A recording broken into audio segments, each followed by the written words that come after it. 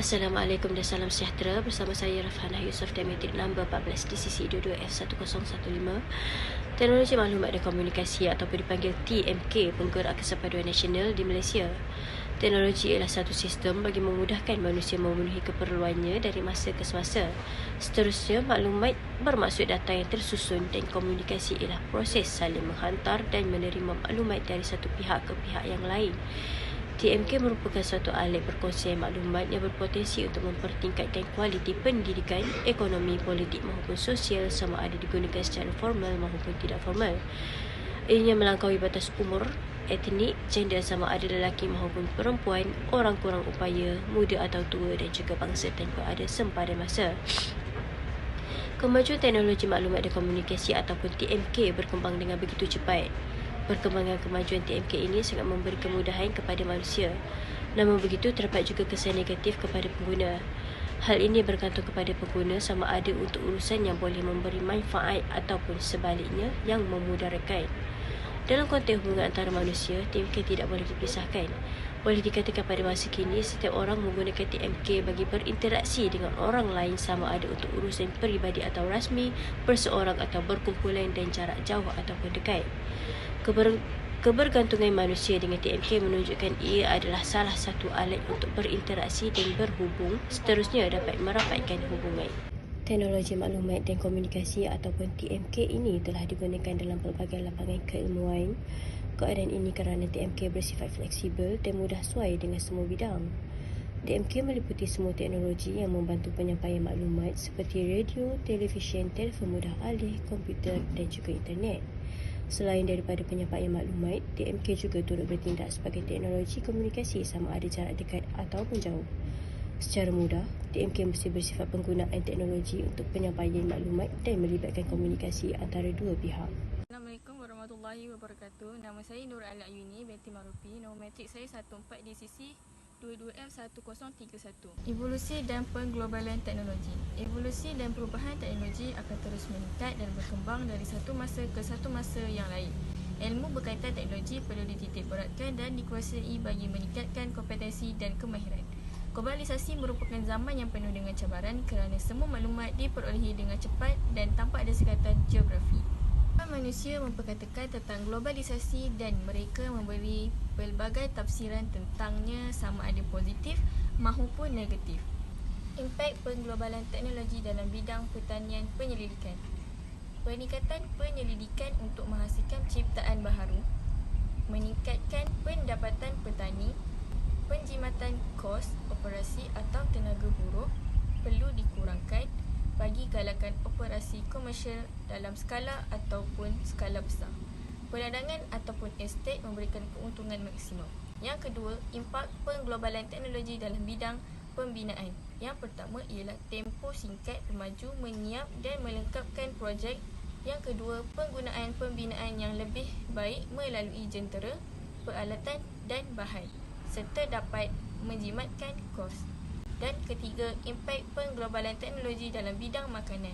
Penggunaan jentera berteknologi dalam pengeluaran akan menambahkan kualiti dan kuantiti. Penghasilan makanan yang banyak dan singkat, pembukaan ladang pertanian dengan mudah dan cepat, meningkatkan prestasi ekonomi sebagai negara pengeluaran makanan. Dan yang keempat, impak pengglobalan teknologi dalam bidang ekonomi akan memberikan sumbangan pada ekonomi negara dan akan menguatkan kapasiti inovasi, memerlukan tenaga mahir yang meningkat. Yang kelima, impak positif pengglobalan teknologi dalam bidang komunikasi dan hubungan.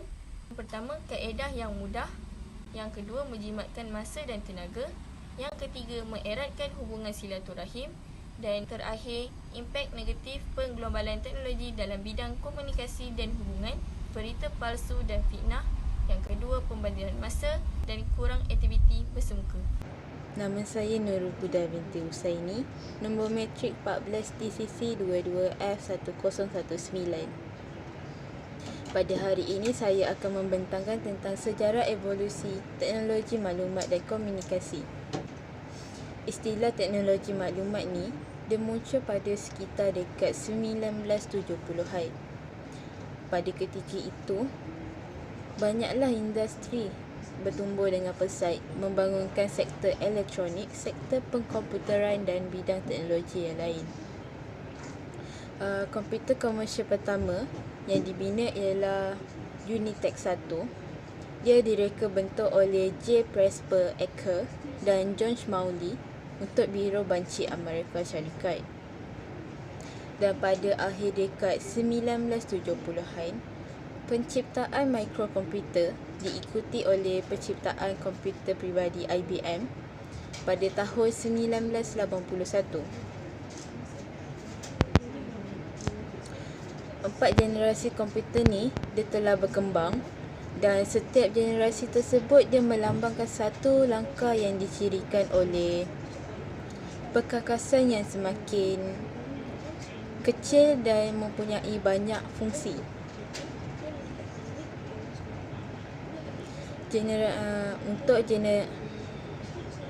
Untuk generasi pertama, komputer generasi pertama ni dia menggunakan tiub vakum, manakala generasi kedua dan ketiga pula dia menggunakan transistor dan litar bersepadu.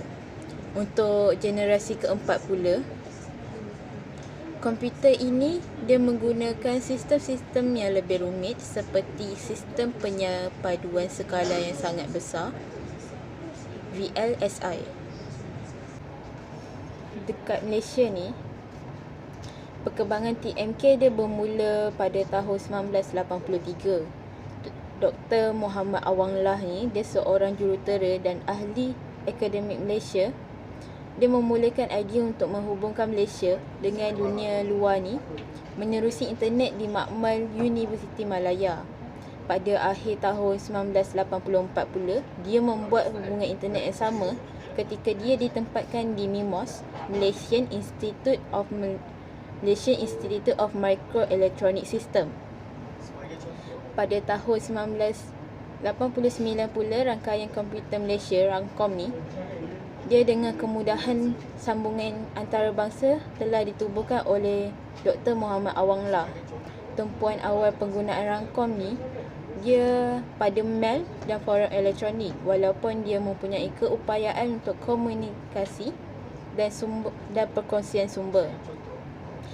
Projek RANCOM ni dia bertujuan untuk memberikan pengalaman dari segi pembangunan teknologi, juga mendedahkan beberapa kekurangan kelemahan rangkaian komunikasi. RANCOM ni juga dia potensi penggunaan teknologi berkaitan dengan isu-isu pengurusan dengannya.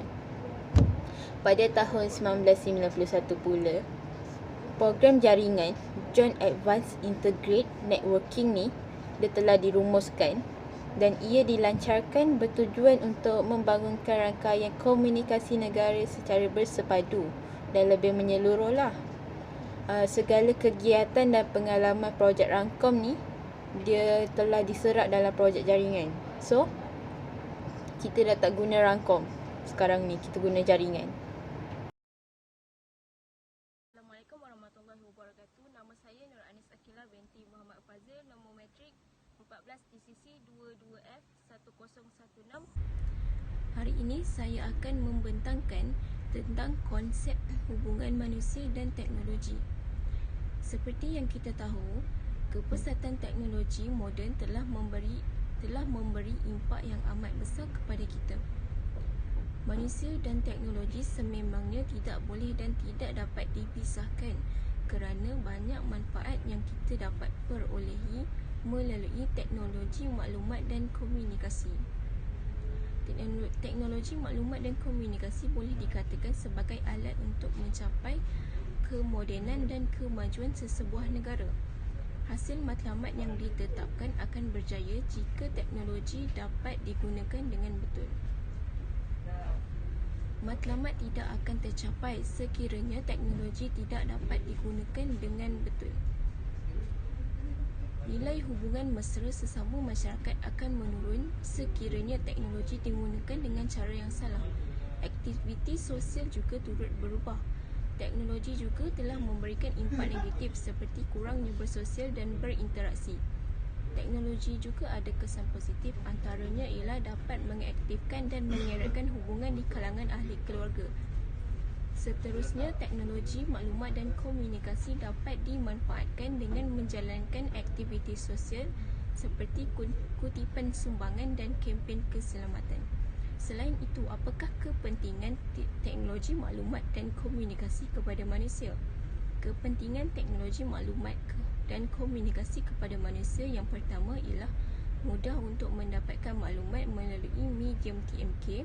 Yang kedua, dapat memudahkan komunikasi seseorang melalui aplikasi WhatsApp dan Facebook.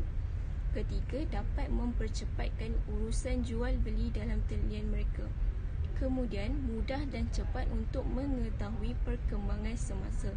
Akhir sekali ialah peniaga dapat meluaskan pasaran perniagaan mereka melalui aplikasi seperti TikTok dan IG. Assalamualaikum warahmatullahi wabarakatuh. Nama saya Nur Edina. Nombor matrik saya ialah 14 di sisi 22F1017. Tajuk saya ialah teknologi maklumat dan komunikasi menurut perspektif Islam. Teknologi maklumat dan komunikasi merupakan satu cabang ilmu dalam Islam. Ia dikurniakan oleh Allah dengan kebijaksanaannya, bertujuan untuk kebaikan dan mendekatkan diri kepada Allah SWT. Dunia hari ini sangat berkaya rapat dengan komputer dan internet untuk memudahkan urusan manusia, contoh pendidikan, perbankan, ekonomi, politik dan sebagainya. Teknologi maklumat memelihara dan meningkatkan kehidupan manusia di samping tidak mengenepikan solat. Umat Islam harus mengikuti perkembangan dan pembangunan teknologi maklumat pada hari ini. Teknologi maklumat ini banyak disalahgunakan dan memberi kesan negatif dari sudut akhlak, akidah, syariat. Contoh dari sudut akidah ialah fahaman liberal, fahaman ajaran sesat dan sebagainya. Contoh dari sudut akhlak pula, unsur lucah, hiburan melampau, membelakangkan nilai-nilai ajaran akhlak dalam agama. Dari sudut syariat pula, maklumat yang salah dalam ibadah. Contoh, solat, puasa, zakat, haji. Kesimpulannya, umat Islam memerlukan ilmu yang kuat untuk menolak ajaran yang bertentangan dalam Islam. Sekian, terima kasih.